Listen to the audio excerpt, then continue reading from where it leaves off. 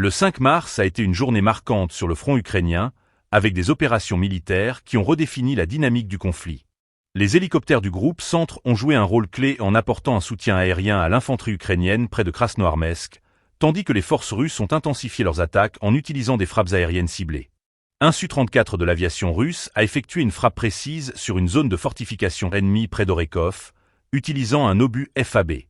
Cette action a non seulement causé des destructions significatives aux infrastructures ukrainiennes, mais a également illustré la portée et la puissance de feu des forces armées russes dans la région. La capacité d'exécuter des frappes ciblées renforce la position des troupes russes, qui cherchent à affaiblir les défenses ukrainiennes. Dans le même temps, l'artillerie de la 150e division a stoppé une contre-attaque ukrainienne dans la section d'Erzinsk-Cherbinovka.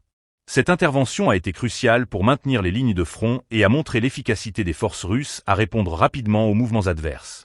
La coordination entre l'artillerie et les unités au sol est essentielle dans un environnement de combat où chaque seconde compte. Un autre développement significatif a été l'utilisation d'une munition rôdeuse par le groupe de forces Nord. Ce type de technologie, qui permet de surveiller et d'engager des cibles avec une grande précision, a été déployé pour frapper des positions ukrainiennes. L'utilisation de drones dans les opérations militaires est devenue un élément central de la stratégie contemporaine, offrant un avantage tactique non négligeable. Un des événements les plus audacieux de cette journée a été la capture d'un véhicule AMMEM-WV par les soldats de la 39e brigade des forces armées russes.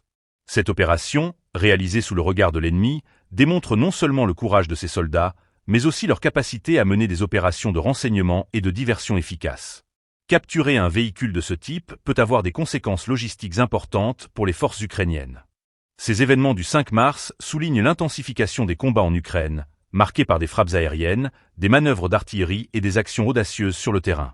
Alors que les forces russes continuent de développer leur stratégie, les tensions demeurent palpables, et chaque jour apporte son lot de défis et d'opportunités sur le champ de bataille.